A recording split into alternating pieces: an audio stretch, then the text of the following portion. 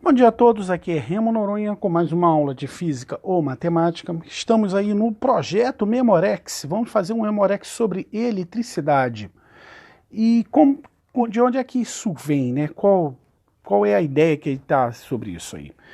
Bem, quando eu termino a aula, aparece essa imagem aí, eu peço like, digo que tem aula todo santo dia, digo que temos alguns PDFs aí para ajudar vocês, que está nesse drive.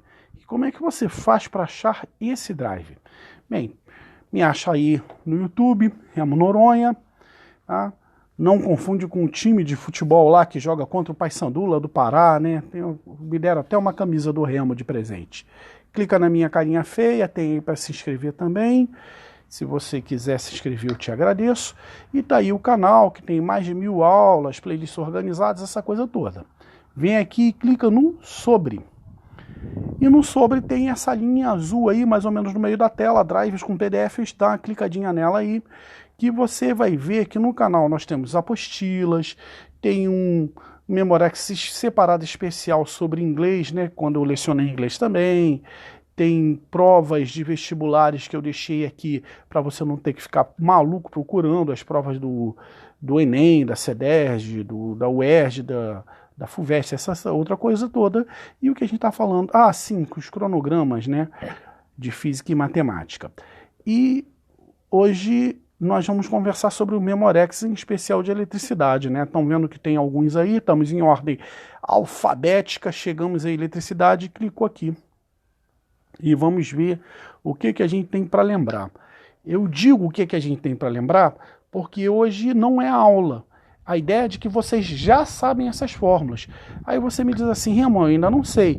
Tem a playlist de eletricidade no qual tem uma base teórica que a gente explica as fórmulas, tá? Aqui é só para você lembrar delas e você ter elas quando quiser. Bem, força elétrica, se você tem cargas de sinais iguais, elas se repelem, se elas têm sinais diferentes, elas se atraem. Lembrando que essas forças são para ação-reação, né? Então, os módulos delas vão ser iguais, mesma direção em sentidos opostos. Lembrando que força é uma grandeza vetorial e temos aí a fórmula da risadinha, né?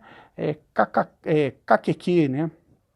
Então, KQQ dividido por R ao quadrado ou D2, né? Ou D ao quadrado também, né? Campo elétrico, basta você pensar, nesse caso em particular, que você vai estar com uma carga só, né? Então, parecidão com a fórmula da força, só que some uma carga, você fica com uma carga só. E o K0 é a constante, que no vácuo é 9 que multiplica 10 a nona unidades do sistema internacional.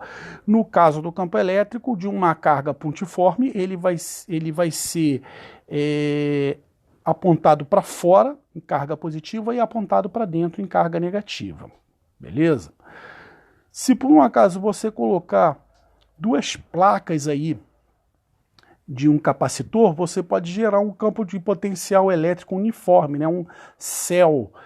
Então, vamos saber que o potencial é K0, que multiplica a carga dividido pela distância. Se trata de uma grandeza escalar que torna as contas mais fáceis, né? E a gente pode pensar isso aí, potencial A menos potencial B, de diferença de potencial. Não me agrada chamar de voltagem, porque é o tipo da coisa que faz confundir a grandeza com a unidade.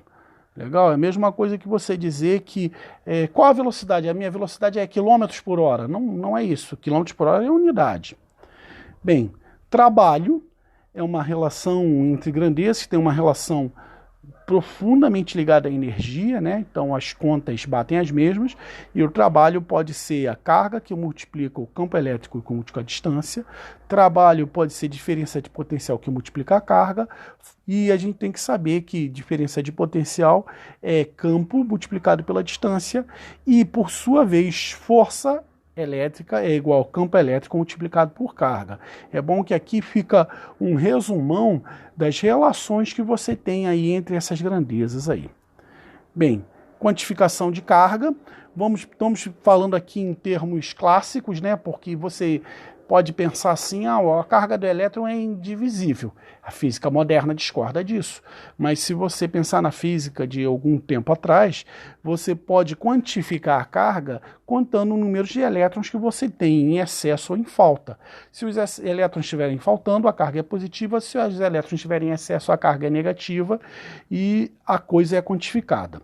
Bem, não se assusta com a ideia quantificada. Uma coisa que a gente tem quantificado, por exemplo, é amigos, né? Ou uma pessoa, teu amigo de verdade, você conta um, você tem 2 amigos, conta 2. Não existe meio amigo. Então, um amigo é uma coisa quantificada. Ou o cara é teu amigo ou não é teu amigo, concordam comigo? E a carga do elétron é 1,6, que multiplica 10 elevado a menos 19 coulombs. Vamos falar agora sobre corrente elétrica. Corrente elétrica é a carga que passa por um determinado tempo, né? Então, se você quiser dar uma simplificada, a carga é igual a IT, né? Eu gosto até de falar, o que é IT? IT, carga, né? Fazendo aquela brincadeirinha horrorosa com o inglês. Resistência elétrica. Você pode pensar em termos de conhecendo o material, o diâmetro, por exemplo, de um fio e o comprimento de um fio, e o ρ, que é uma constante que depende do material. Se for cobre é uma coisa, se for aço é outra coisa, por exemplo.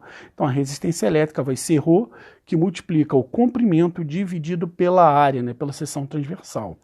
E a resistência, você, uma vez que está passando uma corrente elétrica, vai ser a relação entre a diferença de potencial e a intensidade de corrente.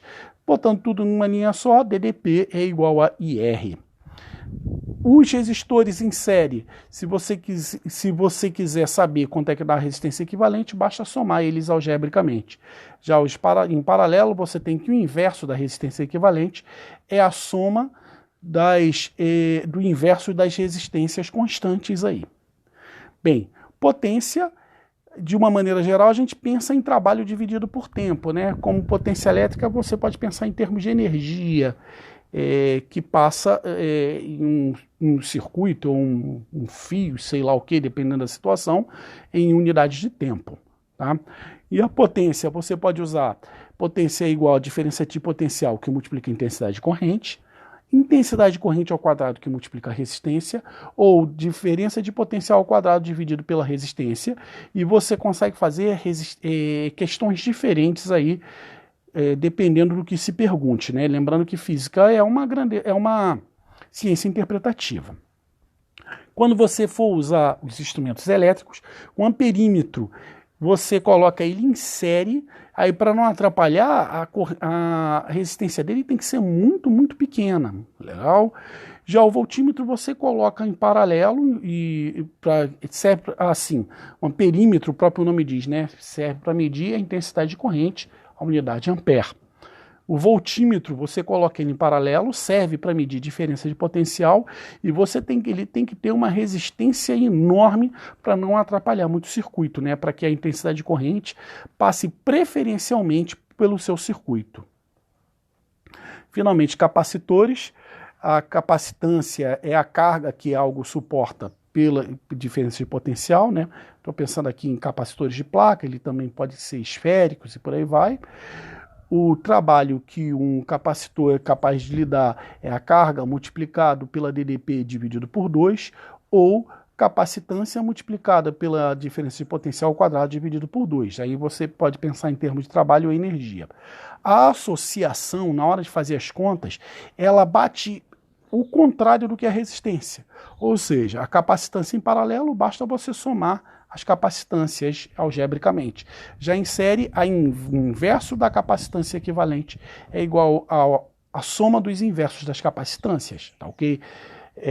Desculpa, temos expressão em língua portuguesa para falar isso, por exemplo, beleza. Bem, pessoal, é isso aí. Está conversada a conversa de hoje, então eu posso me despedir de vocês, mandando um enorme abraço a todos.